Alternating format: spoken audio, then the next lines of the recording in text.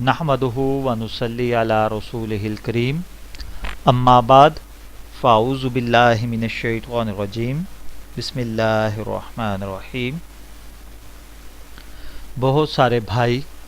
بہت ساری بہنیں اکثر ہم سے یہ سوال کرتے ہیں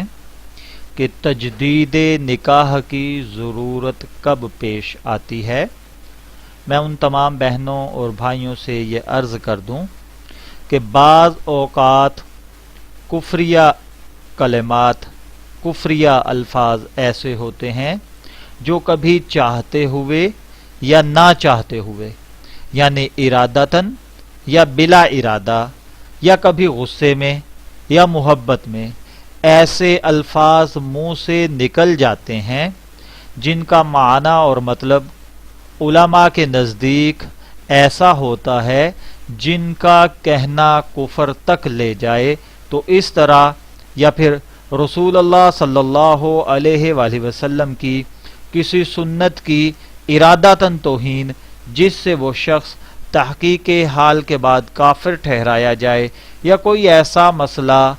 جس کی وجہ سے علماء محققین نے اس شخص کے کفر کا فتویٰ صادر فرمایا ہو، ایسا شخص اگر اپنی نازیبہ حرکت اور فعل سے توبہ کرے اور اسلام میں داخل ہو جائے تو اس پر لازم ہوگا کہ تجدید ایمان کے ساتھ تجدید نکاح بھی کرے،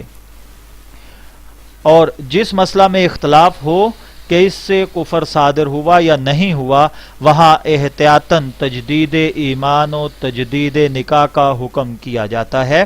اب دیکھیے، بعض اوقات مذاقاً یہ کہہ دیا جاتا ہے کہ ہمارے علاقے میں برسات نہیں ہوئی، کیا اللہ کو نعوذ باللہ نہیں پتا کہ ہمیں بارش کی ضرورت ہے؟ یہ کلمہ کفر ہے۔ اسی طرح اگر کوئی جیسے مشہور گانے ہیں بیہودہ جن کے اندر اللہ کی وحدانیت کا مذاق اڑایا جاتا ہے، جیسے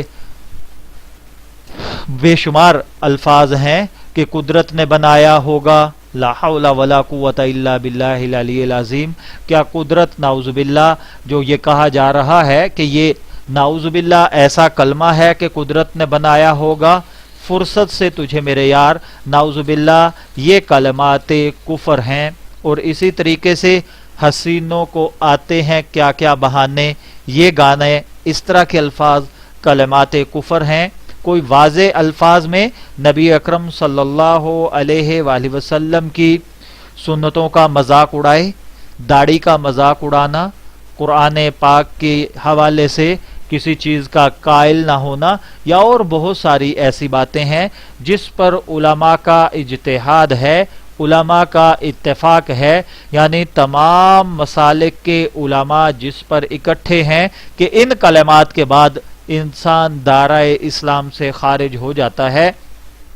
ان کلمات کے ادا کرنے سے انسان کا نکاح ختم ہو جاتا ہے اور اس کو تجدید نکاح کی ضرورت پیش آتی ہے۔ لہٰذا میں اپنے تمام بہن بھائیوں سے یہ درخواست کروں گا کہ اگر خدا نخواستہ چاہتے ہوئے یا نہ چاہتے ہوئے، بعض اوقات گاڑی میں، سفر میں کہیں پر ایسے گانے لگے ہوتے ہیں، ایسے کلمات چل رہے ہوتے ہیں اور ہم ساتھ ساتھ گنگنانا شروع کر دیتے ہیں، تو بھی یہ کفر انسان کے اوپر آ جاتا ہے۔ تو اگر کسی نے جانتے ہوئے یا نہ جانتے ہوئے، چاہتے ہوئے یا نہ چاہتے ہوئے اگر ایسے الفاظ، ایسے کلمات دہرا دیے ہیں کہ جن سے کفر یا دائرۂ اسلام سے خروج واجب آتا ہے یا لازم آتا ہے، تو اس شخص کو چاہیے کہ وہ تجدید ایمان اور تجدید نکاح، اگر شادی شدہ ہے تو تجدید نکاح بھی کرے۔ میں دعا گو ہوں کہ اللہ تعالی ہمیں ایسی باتوں سے محفوظ رہنے کی توفیق عطا فرمائے۔ والسلام۔